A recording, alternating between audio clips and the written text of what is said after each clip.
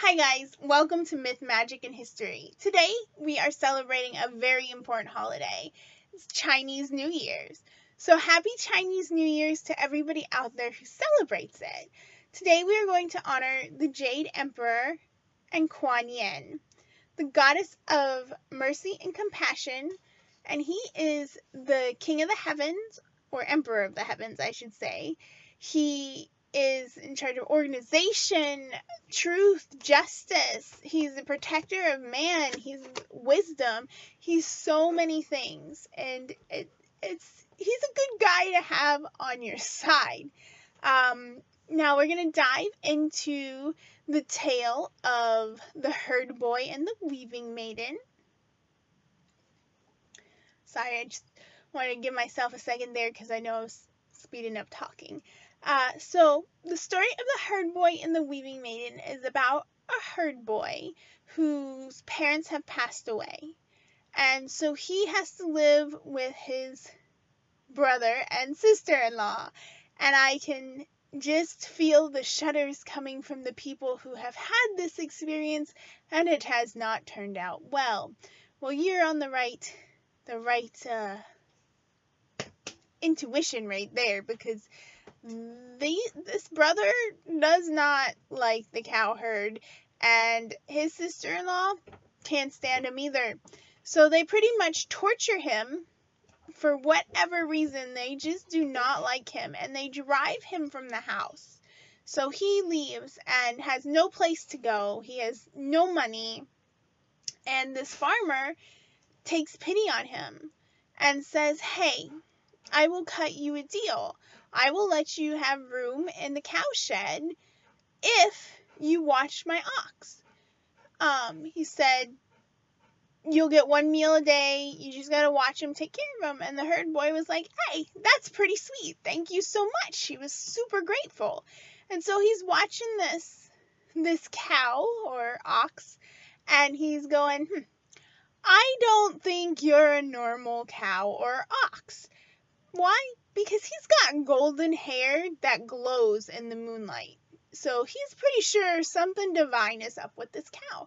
And he's right. This cow is a star that's just been visiting Earth in the form of a cow. So he knows, something's going on with this cow. And one day, after a long time, this cow suddenly goes, "Hey, bro, I want you to get married." And the boy was like, "That cow just talked to me." "What?" And so the cow explains his origins and that his time on Earth will be ending soon. And before he passes, he would really like this boy to get married. He wants to see him kind of live happily ever after. And the cowherd is like, "Well, that would be great, but the only females I know are the other animals on the barn, and I'm not, no."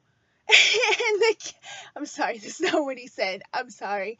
The cow obviously understands that this poor cowherd doesn't know any women. And he says, "It's okay. I have an idea for you. On the 7th month, on the 7th night, 7 weaving maidens descend from the sky, and they all bathe in the river.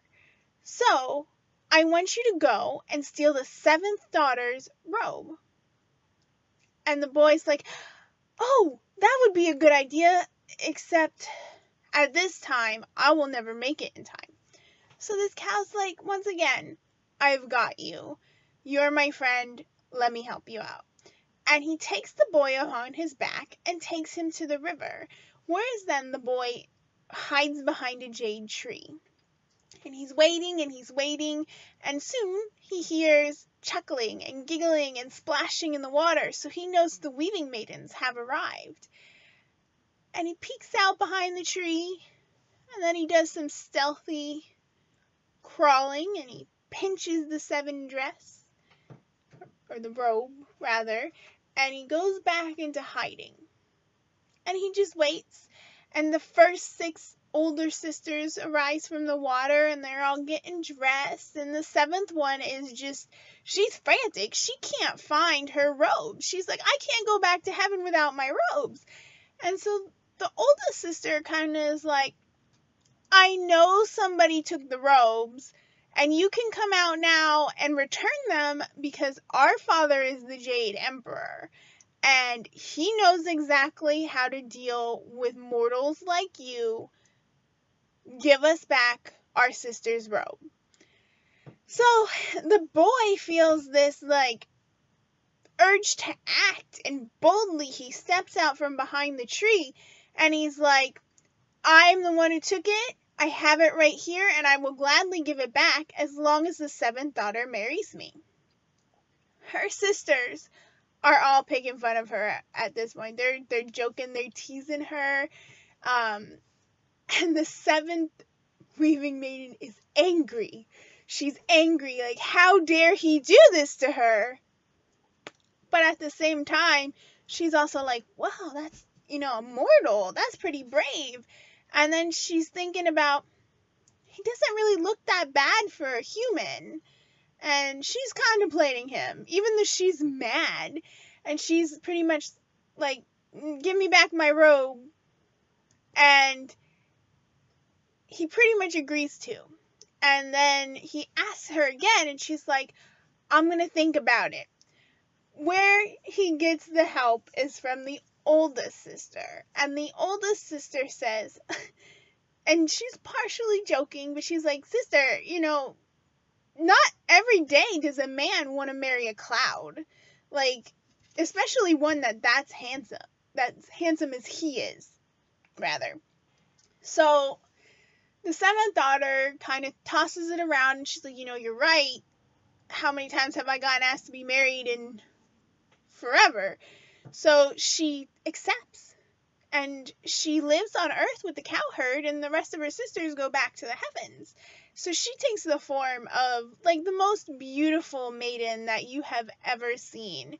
And from that point on, the Cowherd's prosperity, his everything just goes up for him. The farmer adopts him as a son.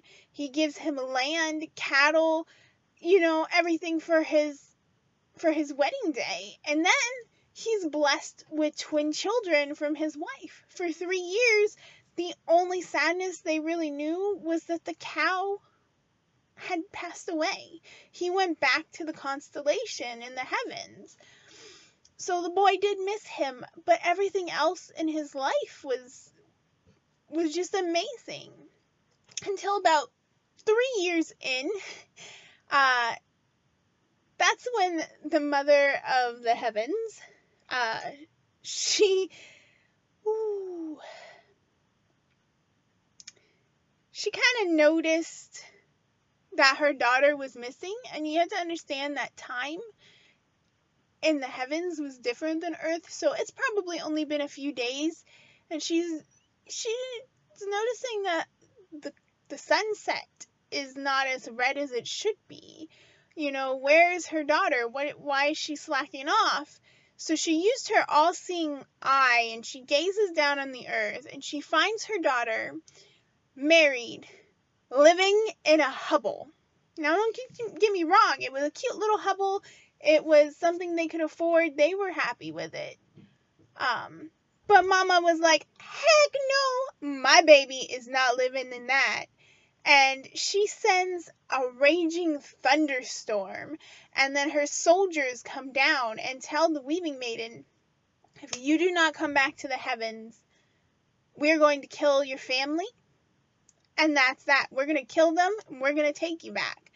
So, knowing that she has no choice, and that she doesn't want to leave the husband that she loves, she goes with them.